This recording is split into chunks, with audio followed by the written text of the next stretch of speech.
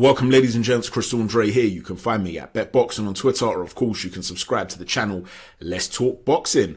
You know, as far back as maybe 2009 or something like that, I was acutely aware of the fantastic talents of Tyson Fury.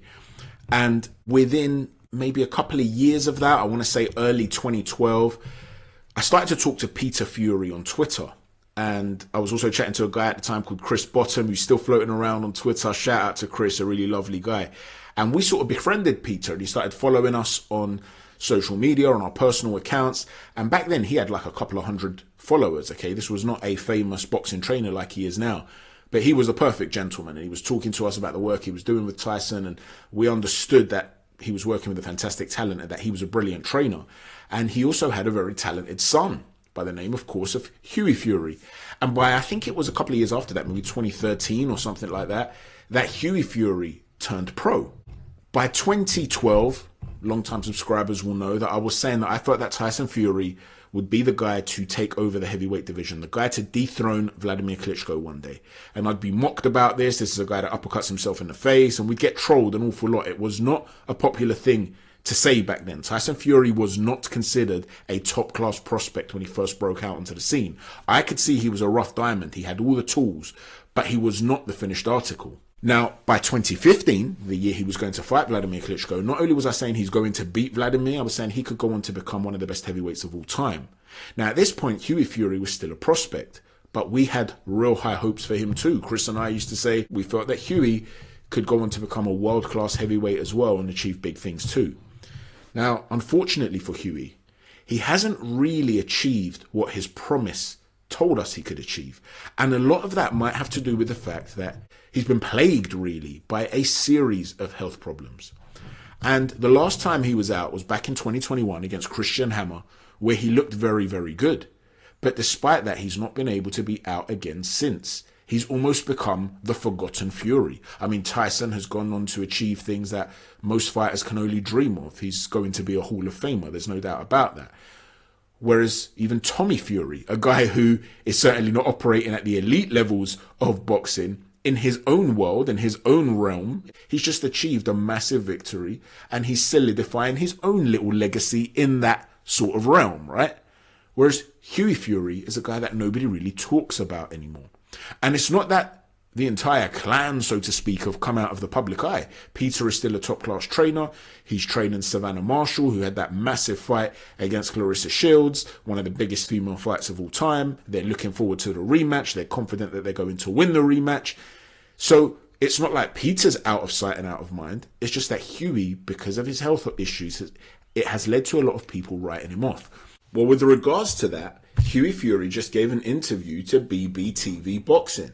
And he was basically saying he'll be back in a few months, and when he's back, he's going to storm through the heavyweight division. And the reason he feels so confident that he's able to do this is because he feels as though he's finally managed to address his health problems. He's gone down the route of having gold injected into him. It's not just any old gold, of course. It is gold sodium thiomalate. It's a specific treatment, essentially.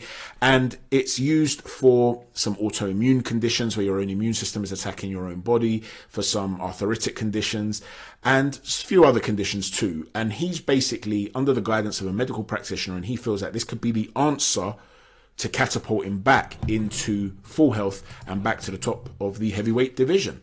Now, I don't know, of course, what his private health situation is. I can only speculate. Now, God forbid it's something that's serious and he can't recover from, but I suspect that he can get on top of this. You know, his situation and the way his father has spoken about certain details about his health over the years, you know, toxic blood, and how he's really struggled with energy levels. There were times where he could barely get out of bed, and just the way that they've spoken about, and certain things that you can see aesthetically on Hughie as well.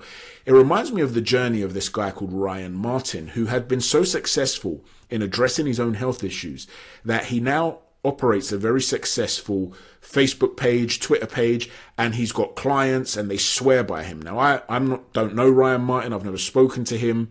I am not endorsing him. He's not advertising on this channel or anything like that. But I have followed his journey for years because I was so impressed at how he seemed to really genuinely revive himself. And like I said, there were reviews from people that swear by him. And a lot of the stuff that he spoke about seem to reflect some of the things that Hughie Fury's gone through. And if you can see, there's Ryan on the right now, where he looks in terrific shape, of course. And on the left, if you just look at his chest, back then when he was overweight as well, can you see that sort of acne that he's got on his chest? He also spoke about developing cysts and stuff like that, and a lot of it was triggered by his diet, because he was eating certain things that were causing an inflammatory response within his body, and that meant that he was essentially toxifying his own body. And if you look at Hughie Fury, who was diagnosed with acne conglomata back in 2016, you can see his chest. There's a similar sort of thing going on there. Those boils and spots and cysts and acne on his chest, on his arms. These are the sorts of issues that Ryan Martin seemed to have. And Ryan Martin has specifically addressed things like acne. He says on Twitter, for instance, acne isn't normal, it's just common. It's the result of a toxic internal environment. You don't need health-destroying medications to heal it. What you need is to work on your health from the inside out. Start by detoxing your system and changing your internal terrain. So he speaks a lot about healthy gut bacteria. Now, the reason I'm bringing Ryan Martin up is to show you that if there is a similarity, and I suspect there might be, between what he was going through and what Hughie Fury is going through, there's no reason to believe that, God willing, Hughie Fury can not find the answers to really establish his health again. There's no reason to believe that that's not possible. Now, if it is possible and he's able to get to being who he can be, Hughie Fury has all the attributes to be a top level heavyweight. You're talking about a guy who's 6'6", who's agile. He can lean back, he can lean side to side, come off the line.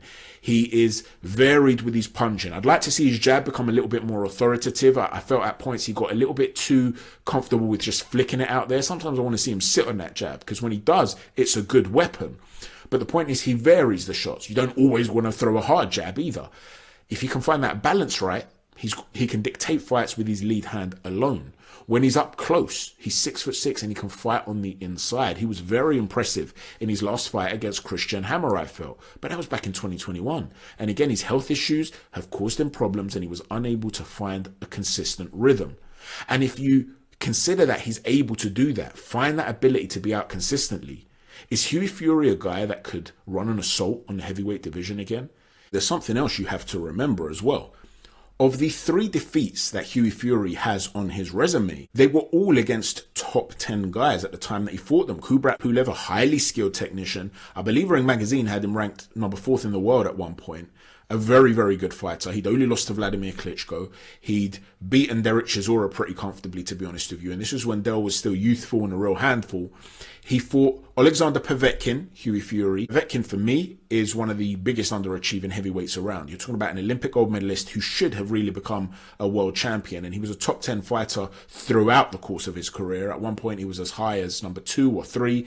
This is a very talented heavyweight with a really dangerous raiding style and some knockout short power, as Dillian Whyte can testify to. And he didn't knock out Hughie Fury. So you know that Hughie Fury's got a chin, because none of these guys have stopped him. So that's another thing that you can tick off for Hughie. He also fought Joseph Parker, and that was a fight that some people felt he won. And this was back when Joseph Parker was an undefeated heavyweight champion of the world. This was before the Anthony Joshua fight. So Hughie, from a young age, was thrown in the deep end, learning how to swim, taking risks early on. You know, we criticize guys that don't take risks. Here's a guy not looking to manufacture a path. He was learning, essentially, still developing, and being thrown in against sharks. You've got to say that that's impressive. But ultimately, he couldn't build up a real run of consistency because of his body breaking down. You see, there's something that you have to understand. The body is to a fighter what a ship is to a captain. It is the vessel that carries you on those treacherous seas of war. If the vessel is compromised, a captain could lose a battle to a lesser seaman, a man less skilled at navigating those unforgiving waves. So what if Fury can mend that broken vessel? What if he's able to transform his rundown ship into a pristine machine that is capable of allowing him to fulfill his profound pugilistic potential? Could we end up seeing the forgotten Fury forge a path of success? Could we see him emulate his cousin's footsteps and lift a world title belt one day? Or are we destined to look back in years to come on a talent that never fully flourished, on a promise that never really reached the stars? Let me know what you think, ladies and gents, about Hughie Fury. If he does return, can he be healthy, or is his body too far damaged, too far gone? And if he is healthy, can we see Hughie Fury shake up the heavyweight division? Please don't forget to hit a stiff jab on the like button, a right cross on the subscribe button, and an uppercut on the notifications button. Thanks for watching. Chat to you soon. Take care. God bless.